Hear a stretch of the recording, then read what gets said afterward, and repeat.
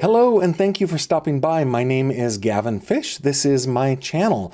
Today we're diving back into coverage of the victims and possible victims of the Zodiac Killer as we commemorate the solving of the 51-year-old 340 cipher.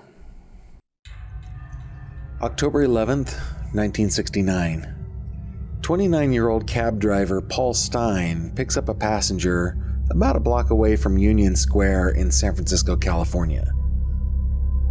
The fare directs Paul to take him to Washington and Maple Streets in the Presidio Heights neighborhood, one of San Francisco's most affluent, about 3 miles away.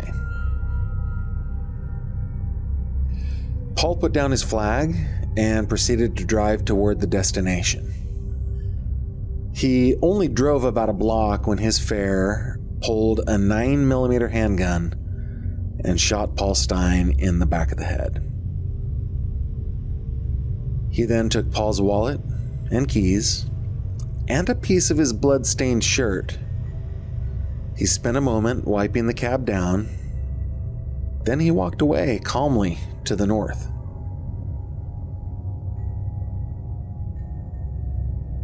The attack on Paul Stine was witnessed by 3 teenagers who were across the street. When police arrived on scene, they described the assailant as a white man with a crew cut, about 25 to 30 years old, and about 5'8" to 5'9" tall.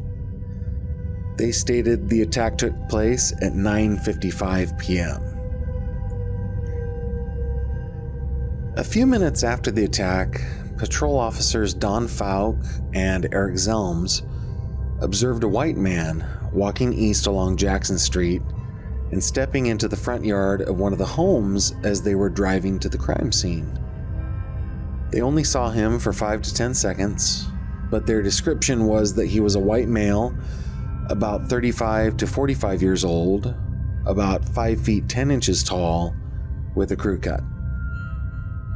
They didn't stop to engage with the man because dispatch had told them to be on the lookout for a black male. After the mix-up was realized, they searched for the man, but he wasn't ever found.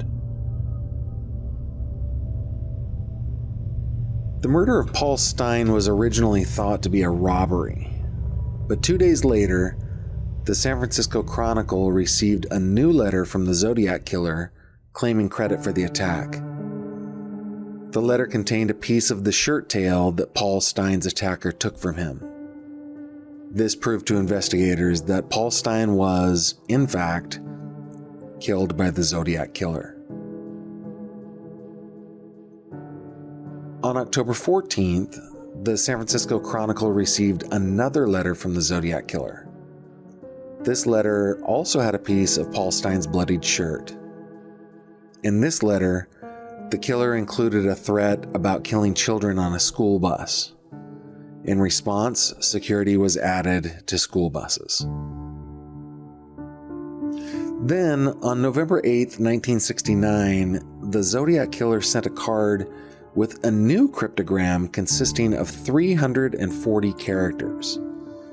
This cipher came to be known as the 340 cipher. It remained unsolved for 51 years. It was cracked in December of 2020 by a team of private citizens. In the cipher, the Zodiac Killer denies being the person who called into an AM radio show hosted by Jim Dunbar on October 20th, 1969. Police had already concluded the caller had been a mental patient.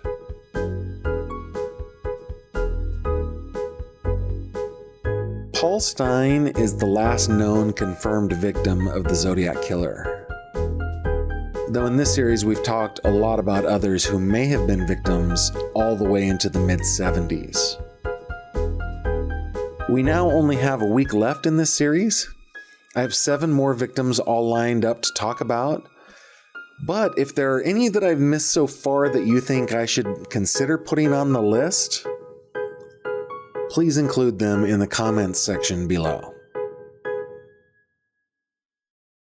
Thank you very much for watching this video. If you liked what you saw, please subscribe to my channel. And if you have any comments or questions, please leave them below.